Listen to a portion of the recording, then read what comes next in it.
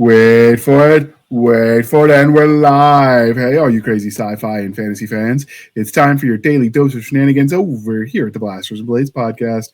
Just a couple of nerdy veterans and one chaos coordinator geeking out over our science fiction passions and fantastical fantasies. A place where magic is king, the sky is the limit, and space is the place. We are the podcast that puts the fun in dysfunction. So without further ado, let's get into today's episode.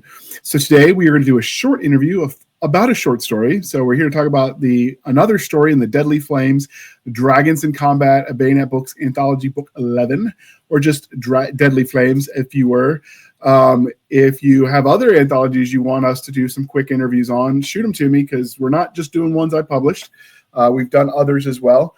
We have one coming up from author Angela Watts that's doing a charity anthology for the Gary Sinise Foundation. So we're going to be doing some interviews of that as well. So if you've had any anthologies you especially loved and you want me to track those down, holla. But with that said, we have MD Boncher on deck today. So could you introduce yourself to our listeners and viewers at home? Good afternoon. I am MD Boncher. I write two different series currently with Tales from the Dream Nebula, high-flying science fiction pulp punk, as I call it, and the Okinawazi Saga, which is dark epic fantasy, sort of an alternate history, alternate geography idea of what if Vikings came to North America, a slightly different North America, where the gifts of the spirit are cinematically real. You know, it's sort of the joke of, but these go to 11 in regards to the special effects. So lots of fun, lots of North American lore and steampunkish kind of stuff, but that's all packed into my dark fantasy series. If you're going to make that movie, you need to hire the sound guy who did the soundtrack for Last of the Mohicans. Oh, yeah. I'm just saying he set the vibe for early North America with that soundtrack. Yeah, as a matter of fact, that was on my playlist as I was writing it from time to time. Nice. All right. And since this is the Blasters and Blades podcast, we can't let you escape without a few religion questions. So, Aragon, Reign of Fire, or Damsel? Since I've only seen Reign of Fire, I will have to go with Reign of Fire. It was a decent film. Okay. I really liked Damsel as well. Aragon was okay. I watched that mostly because the kids wanted to watch it. The books were better, obviously. Mm-hmm. But Damsel was really good, too. I know it got a lot of critics because they thought it was going to girl boss too close to the sun. But to be blunt, I mean, she outfought her way through the problem. And so it was a way that you could do a strong female character that, you know, maintained reality. And I really dug it, too. I think you're missing out not having watched it. It's probably going to go on to my Roku list. There you go. All right. And because we are polytheistic here at the Blasters and Blades podcast, the last Dragon Slayer, Dragon Heart, or the Dragons of Camelot? I've seen none of them. Despite having been gifted Dragon Heart, I've never watched it after owning it for like 12 years. They're all worth your time. I mean, if you get snowed in one day and you got nothing else to do, why not? Like the last couple weeks. Yeah, well, where I live in Tidewater, just thinking about the snow is enough to shut everything down. Like, oh no, somebody thought too hard about white stuff. That could be problematic. You're up in the frozen tundra known as West Virginia, correct? Well, I wouldn't call it frozen tundra since I used to live less than 3 miles from the frozen tundra of Lambeau Field. This is more like the distant remote campus of. We get like Green Bay-like weather. We're about 1 week behind or 1 week ahead of what I used to get up in Green Bay. And it only lasts for a couple days instead of 2 months on either end of the spectrum. So I love I could handle moving about an hour north of where I was, and I'd probably be even happier because that would be a lot more dramatic weather. The mountains shelter us a lot. So what you're saying is you need a dragon to warm those nights up. But speaking of Knights of the Damned, Wyvern, or Dragon Fury? I have to say I've never heard of any of those. I liked all of them, but it makes it really easy to pick when you like all of them. I totally get it. I mean, I don't seek out a lot of fantasy films. I've hit the point of now when it comes to Hollywood in the last 5 years that I watch the trailers and wait for the spoilers before I consider going to watch any film anymore because I've been fooled too many times. Too many times the best parts of the movie are in the trailer. Well, then I've seen all I need to see. No, I'm not saying these ones. I'm just saying I'm wary of movies too, but that's why I've been going backwards to the 80s, 90s, and early aughts. Oh, yeah. I missed a lot when I was focusing on school and chasing girls in my youth. So I've got time to catch up. See, back in the 80s, you mixed those things. Unless you were a nerd, then girls were out of the equation, and then you just focused on all the nerdy stuff. I mean, I was born in the 80s, so I was a kid in the 80s and 90s. So, yes, we did have the movie theaters, but I grew up in the age of the Cineplex, turning 16 just before things like RoboCop came out. So I got to see some of the best of the 80s action and horror and sci-fi as it was coming out. All the good rated R stuff. Nice. All right. And so in case you missed it, dear listener, obviously the unifying theme of all these movies is dragons. So let's see what the Dragon Anthology we came to talk about is all about. It is Deadly Flames, Dragons in Combat Anthology. Movie trailer voice. Prepare for a fierce battle as you step into a world where dragons clash with courage and ferocity. In the 17 gripping tales, heroes rise and fall, facing fire-breathing foes in epic confrontations. Each story unravels a unique conflict from desperate towns defending their homes to warriors seeking vengeance. Meet the brave and the foolhardy. Each with their own motives, discover the price of power and the cost of survival. Will they conquer the flames or will they be consumed? Dun, dun, dun. Join the fight. The dragons await and the stakes are deadly. Man, now I'm wondering, what do you think dragon steak tastes like? Dragon stick? Steak. You know the steaks are deadly steak? Probably some cross between snake, alligator, and frog. I was thinking like gator, and we know the Creoles eat gator, so I mean it's not horrible. Don't forget, I saw this in a Cajun restaurant on their menu. It said they claimed it was an old Cajun saying that said if it got 4 legs and it ain't a chair and it come out of the water and it ain't a stump, then it's edible. So you can't use that as a gradation there. I mean, I know people who have literally picked up roadkill, and you know, if it wasn't, they knew what to look for, and if it was still good, they still ate it. So yep, way up north, same thing. I know a guy who hit a deer with his truck, absolutely wrecked one side of it, and the thing sort of staggered off in the middle of the night. And he was a historical reenactor, did the fur trade period. He grabbed his tomahawk and went after it, and he did not catch it. It clearly was messed up because there was blood and everything, but he went right for it, and it's like, that deer's mine after it messed up my truck. It seems like a fair trade-off. Yeah, exactly.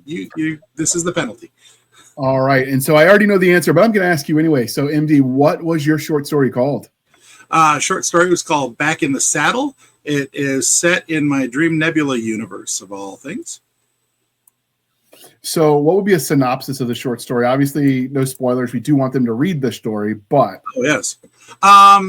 To sum it up as short as possible, it is basically the story of a former media star, kind of like a Marlon Perkins or Duck Dynasty kind of guy, who's just left the media and is now getting back into his original love and expertise, which was big game hunting. He was the kind of guy that either organized safaris and other things like that. He'd go trophy hunting for people that hire him, say, I want this exotic creature, yada, yada, yada. And this is set in a post-Earth setting. So he goes to a very far out skyland in a place called the Chimera Belt, which is where most of the cultures of uplifted animals have settled. So you have I guess you could say you have kind of a TMNT vibe, because you have anthropomorphic gorillas, cats, Gila monsters in this Western-like setting that they've kind of set up almost like a tourist trap. So everything's kind of Western themed. And he's hired to go take care of a varmint problem by a ranch, a dude ranch that's trying to protect its guests and its cattle against a dragon-esque, I guess you could say, creature called an ursipine. And he has complications right out of the gate, as he was not ready to be in that environment, and people conveniently forget to tell him details. Okay, and what can you tell us about that main character aside from his mission, like personality-wise, that sort of thing? Dawson Vander Zee, he basically had a basically like a podcast, but in this world, that's like having your own network show. He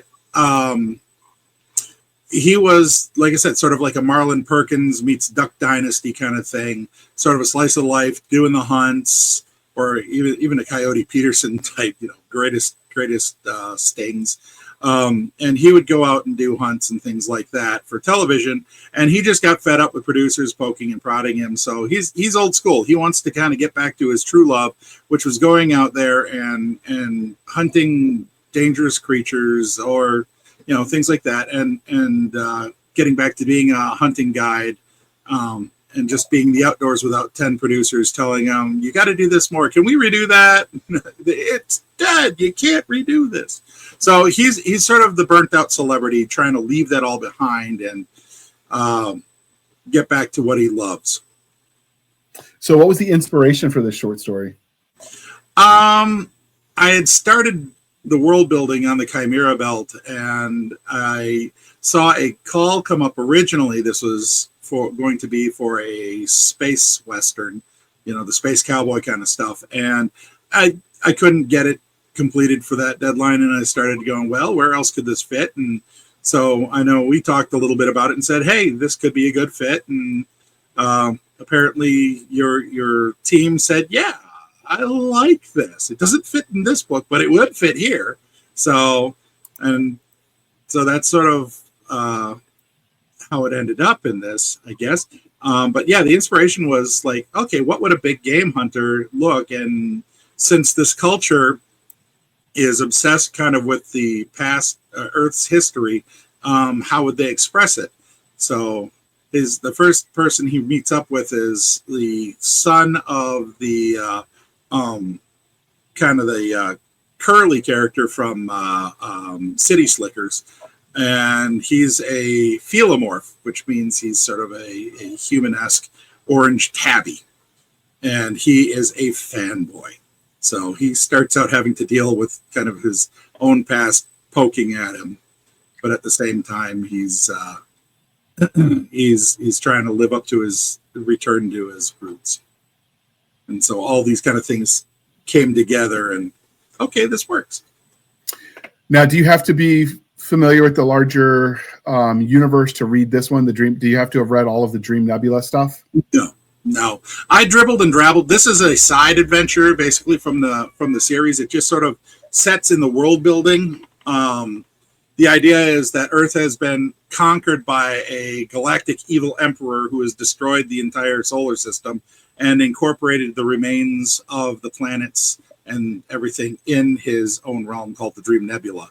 So humanity sort of had to reform itself, and it became obsessed with its own history. And so I just deal with that instead of the Imperial stuff. You'll see edges of it, whatnot, out there for law enforcement. But generally speaking, it's just sort of strange people, sentient robots, and like I said, the uplifted animals and things like that, and regular humans, cyborgs, all kind of coming together and experiencing what their idea of the Old West is. So it's very stylized and skewed in that regard, as they're having sort of a Westworld level of fun with it, but it's the real thing, not, yeah. So that's why he was brought in to make sure they stay safe. Okay, so what genre would you say this? I mean, obviously dragons, because that's the theme of the anthology. But yep. Other than that, what subgenres do you think Back in the Saddle best fits into? Well, it definitely has an Old West vibe. So Western, it also is very much sci-fi, but think old 1920s pulp style sci-fi, just updated with kind of the way we view science fiction through the Matrix and nanotechnology, and of course gaming in regards to the internet and things like that. So it's Flash Gordon if he had nanotechnology, the internet, and Matrix level kind of stuff going on as well. Okay, and is the Dream Nebula stuff already out, or is that in pre-production? Yes. The larger universe. The larger universe, I have the first 3 novellas are out, and they can be found on Amazon or directly through my website. If you want to buy directly from me, you can do that, and you can find that on my website at resonantmedia.art. So yeah, all those are out there. If you like what you see, there's more to come. So, and I'm hoping that sometime in the near future, I'll be able to expand this out into a shared universe for other authors to play with, as well as a tabletop role-playing game. So that's part of how the Chimera Belt grew. It was originally designed for an RPG that I run in cons right now. So what is it about both using nanotechnology in fiction and using Westerns as a setting that appeals to you? Obviously, those are 2 distinct and different subgenres, but you can answer that since those seem to be the underlying premise. Well, yeah, there's a lot more to it than just that. Nanotechnology, you don't see as much of it in here. It's sort of an ever-present background in so much as people nanofabricate stuff all the time. There's, the miracles of nanite science are out there. And it came originally from me discovering the author Will McCarthy, who is a scientist who deals a lot with nanotechnology. And he got me all excited about what could be done with it, including real world stuff. And he has a dozen books out or anything. They're all pretty darn brilliant as far as I'm concerned. And then also dealing with genetic engineering and the mutations of creatures in such a fantastic environment. But really, in a way, nanotechnology and nanofabrication specifically, where you can make almost whatever you need on demand at your home, really changes an economy around. It makes people a lot more self-sufficient. So it lends a lot more to the homesteading Western style of life. You can live almost completely, you can almost live 100% off the grid in comfort that we would consider luxurious today, if you so chose. And like I said, since people have their values skewed a little bit to trying to live in the glory days of Earth and whatever section of history that they find the most fascinating, this area is focused more on the Western. So people come there to do the Dude Ranch experience, think city slickers, and things like that. And so actually the things blend together really well. I was surprised. Okay. Since we did promise a short interview, and I'm going to try to keep that, dear listener, even though we know I have the gift of gab, the Dream Nebula universe is kind of all-encompassing from our previous conversations on it. So if you could, would you live in that world? Oh, boy. Well, since I know who and what Zhao the Eternal, my version of Ming the Merciless, is, yeah, I think I could handle living in his benign negligence, just not on his bad side. Okay. Obviously, we're going to link in the show notes to how to find this anthology. So check it out, dear listener. If you like it, leave a review. This is the part where I remind you to please be kind and speak your mind on the reviewing platforms. Your reviews help the right readers find the right books. So do your part, people. And it really matters on indie productions like this. And with that being said, Boncher, how do we find you on the wild interwebs? And as usual, links are in the show notes. Let's see. You can find one of my main connection points over at resonantmedia.art. That will have connections to my social media presence. I am only on Facebook and Substack primarily right now. I do have an annex off in Instagram, more or less echoing Facebook. Plus, then I have my newsletter, which you can sign up for at residentmedia.art. You can also find music that I write for the series over on Bandcamp. So you can check that out, download, and purchase any of those songs that you find interesting. And let's see, other than ranting on Substack and Facebook occasionally, that's where you find me. Oh yes, and Discord. What am I saying? Discord, you can find me on channels like that, Three Ravens or Arc Press and things like that. And I do have my own channel, but that's mostly for people that I want to keep directly in contact with currently. We'll see about expanding that. All right, and you can find us, dear listener, on our Linktree, linktr.ee, Linktree/Blasters and Blades Podcast. Again, Linktree/Blasters and Blades Podcast, where we link to all the things, the BitChutes, the Rumbles, the YouTubes, the TikToks. Maybe that's still up in the air. The Twitters, the Spotify, our Blasters and Blades Facebook group and Facebook page. We have our email, blastersandbladespodcast@gmail.com. Again, blastersandbladespodcast@gmail.com for professional purposes only, people. Save the shenanigans for Madam Stabby Stab over there on the Instagram, Twitters, or the emails. And if you want to support the show, you can go to buymeacoffee.com/author J.R. Handley. Again, buymeacoffee.com/author J.R. Handley. Be sure to put in the comment section that it's for the podcast, and I promise I will keep my co-hosts duly caffeinated. They will drink that industrial strength Java until they float away on a river of goodness. If you want some of that too, go over to the link in the show notes for Coffee Brand Coffee. Use the code PODCASTGRUNTS. You get 10% off. We get a kickback. You shop local. It's a win-win-win, people. There's an extra win in there. It's so awesome. And with that, thank you for spending some of your precious time with us. For my crazy co-host, I am J.R. Handley, and this was the Blasters and Blades Podcast.